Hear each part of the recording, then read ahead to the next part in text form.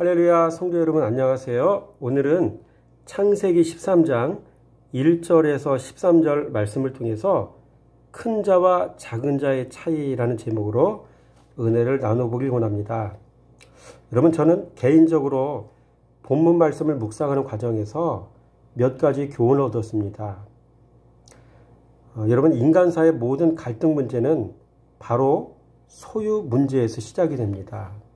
이것은 우리가 국제 정세만 잘 살펴봐도 그렇다는 사실을 알 수가 있습니다. 예를 들어 일본과 러시아의 갈등 문제는 영토 소유 문제입니다. 현재 러시아가 시료 지배 중인 크릴 열도 최남단 4개 도서의 귀속 문제를 둘러싸고 일본과 러시아 간 영유권 분쟁으로 현재 첨예하게 대립 중에 있습니다. 이 4개의 도서의 총 면적은 약 5천 제곱킬로미터입니다. 이걸 누가 소유하겠느냐는 문제로 지금도 서로가 기싸움을 하고 있습니다. 이뿐 아니라 대한민국과 일본의 문제도 바로 이 소유의 문제더라고요. 독도 문제가 그렇습니다. 엄연히 대한민국의 소유인 독도를 가지고 자기네 땅이라고 우깁니다. 또 과거 역사 문제도 그렇습니다. 돈으로 배상을 이미 했잖아. 이게 바로 일본 측의 주장입니다. 또 아니, 국가 대 국가 배상을 했지만 개인에게 배상은 하지 않았다. 이게 바로 우리 측의 입장입니다. 모두 소유물에 대한 문제입니다. 또 대만과 중국의 문제는 또 어떻겠습니까? 대만 너희들은 원래 우리나라의 일부야. 이게 중국 측의 주장입니다. 아니야. 우리는 너희와는 달라. 우리는 자유민주주의를 수호하는 독립된 한 나라야. 이건 대만 측의 주장입니다. 여러분, 이들 모두가 다 소유에 관한 문제입니다. 여러분, 오늘 본문에도 말씀을 살펴보면 갈등의 문제가 등장합니다. 바로 소유의 문제이죠. 그래서 오늘 창세기 13장 1절에서 2절 말씀을 우리 읽어보면 이렇게 나와 있습니다. 여러분들 같이 한번 읽어보세요. 아브라함이 애굽에서 그와 그의 아내와 모든 소유와 롯과 함께 네겝으로 올라가니 아브라함에게 가축과 은금이 풍부하였더라. 여러분, 1절에 보니까 소유라는 말이 나오죠. 2절에 보니까 풍부라는 말이 나와요. 여기서 우리는 여실히 드러나는 큰 자와 작은 자의 차이를 우리는 볼 수가 있습니다. 여러분, 7절 말씀 보세요. 그러므로 아브라함의 가축의 목자와 롯의 가축의 목자가 서로 다투고 또 가나안 사람과 브리스 사람도 그 땅에 거주하였는지라. 여러분, 아브라함의 가축의 목자와 롯의 가축의 목자가 서로 다투었던 것을 알 수가 있습니다. 여러분, 작은 자는 서로 다툽니다. 내가 차지하겠다고 다툽니다. 내가 소유하겠다고 다툽니다. 여러분, 우리 감리교 안에서도 10월 12일이면 감리교 감독 선거가 있다고 합니다. 목사님들이 왜 이렇게 자신이 감독이 되겠다고 나오는지 모르겠습니다. 고개가 절로 돌아갑니다. 이해가 안 됩니다.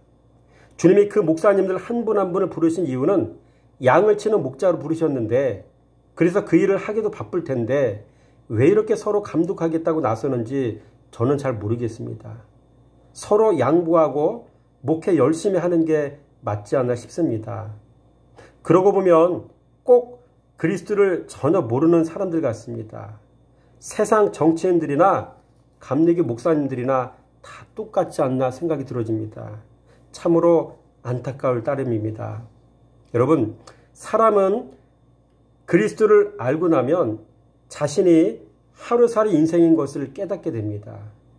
하루살이 인생인 주제에 뭘 그리 감투를 쓰고 싶어 하는지 저로서는 잘 모르겠습니다.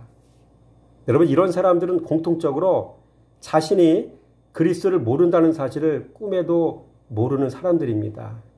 그래서 더욱 안타까울 따름입니다. 그러니 그 밑에서 배운 성도는 그리스도를 얼마나 알겠습니까?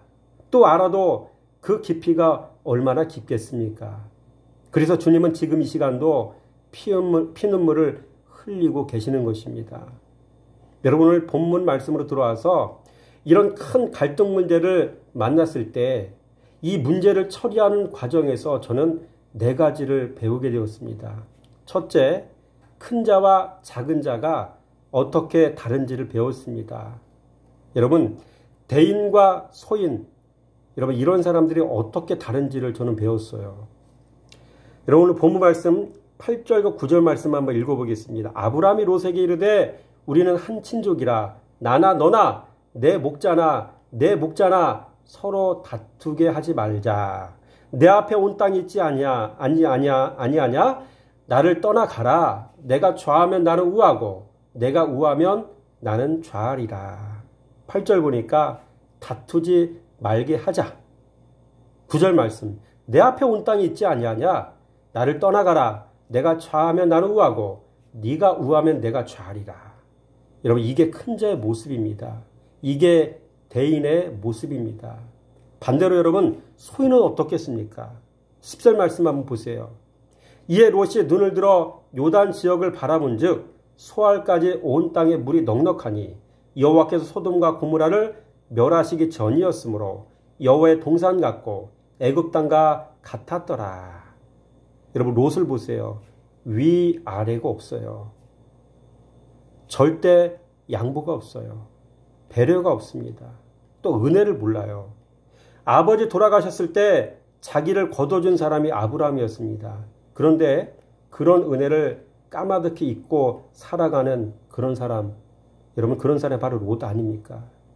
또 이런 사람은 어떤 사람이냐면 자기 중심적이에요. 여러분, 혹시 이런 거 아세요? 사이코패스의 가장 큰 특징이 있다고 합니다. 뭐냐면 극단적 자기 중심주의라고 합니다. 옆에서 사람이 당장 수술하지 않으면 죽는데 우선 내 손가락 살짝 찢어진 거 그거 약 발라서 고쳐달라고 한다고 합니다. 지극히 자기 중심적이죠. 그리고 지극히 자기 감정에 충실한 사람이에요. 이런 사람들이 바로 소인인 거예요. 이 모든 게 바로 자기 부인이 안 되었다는 증거 아니겠습니까? 사람은 말씀 만나지 않고는 죽었다 깨어나도 자기 부인이 안 됩니다. 성도는 자기 부인이 안 되고선 주님을 따라갈 수가 없습니다.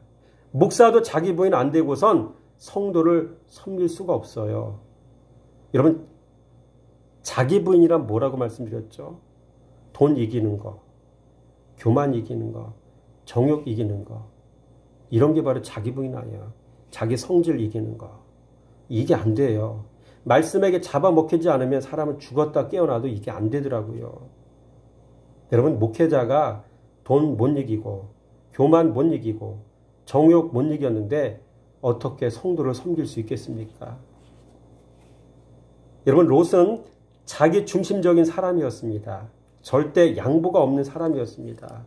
위고 아래고 없는 사람이었어요. 은혜를 잊어버리고 사는 사람이었습니다. 그래서 롯은 작은 사람일 수밖에 없었습니다. 여러분, 그렇다면 우리는 삶의 현장에서 큰 자로 사는 방법이 무엇이겠습니까? 섬기는 자로 살면 됩니다. 작은 것부터 섬기며 살아가는 우리가 되기 원합니다. 예를 들어 남자분들은 집안에서 수건 좀 개주세요. 밥도 좀 하시고 빨래도 좀 걷어주시고. 여러분, 여자들은 어떻게 해야 되겠습니까? 말 같지 않아도 그냥 그렇다고 얘기해 주세요. 져주시기 바랍니다. 격려하는 사람이 되어주시기 바랍니다. 이게 큰 자로 사는 법입니다. 큰 자라야 작은 자를 섬길 수 있습니다. 꼭 명심하시기 바랍니다. 둘째로, 저는 오늘 본문 말씀을 통해서 말씀 가진 자와 말씀 없는 자의 차이가 어떠한지를 분명히 깨달을 수가 있었습니다. 든 자와 빈 자의 차이가 어떤 차이가 있는지를 저는 알 수 있게 되었습니다. 여러분, 아브라함은 왜 이렇게 그 좋은 땅을 양보할 수 있었겠습니까? 2가지 이유가 있더라고요. 첫째, 아브라함은 말씀 가진 사람이었습니다. 하나님이 주신 내가 너로 큰 민족을 이루게 하겠다는 그 약속을 아브라함은 가진 사람이었어요. 여러분, 약속 가진 사람은 곧 말씀 가진 사람입니다. 여러분, 가진 자는 갖지 않은 자에게 양보할 수가 있는 겁니다. 그래서 아브라함은 양보한 겁니다. 둘째로 아브라함은 말씀 따라가는 사람이었기 때문에 양보할 수가 있었더라고요. 여러분, 창세기 12장 4절 말씀 보니까 이에 아브라함이 여호와의 말씀을 따라갔고 라고 이야기하고 있거든요. 여러분, 말씀 따라가는 사람은 세상 따라가지 않습니다. 이생의 자랑이나 안목의 정욕을 따라가지 않습니다. 그래서 아브라함은 기꺼이 좋은 것을 양보할 수가 있었던 것이죠. 바라기는 저와 여러분 모두가 말씀에 눈 떠서 말씀 사랑하셔서 말씀 따라가는 그런 은혜의 사람 되기 원합니다. 셋째로 또 저는 본문 말씀을 통해서 현재 내가 당하는 고난은 지금까지 내가 살아온 죄의 결과라는 사실을 깨닫게 되었습니다. 여러분, 이런 말이 있죠. 자업자득. 여러분, 이런 말이 있어요. 아브라함은 믿음의 사람이었지만 그 믿음이 100%의 믿음, 즉 온전한 믿음은 처음부터 아니었어요. 하나님은 아브라함에게 본토 친척집을 떠나라고 말씀하셨죠. 창세기 12장에. 그런데 그 말씀에 온전히 순종하지 못했습니다.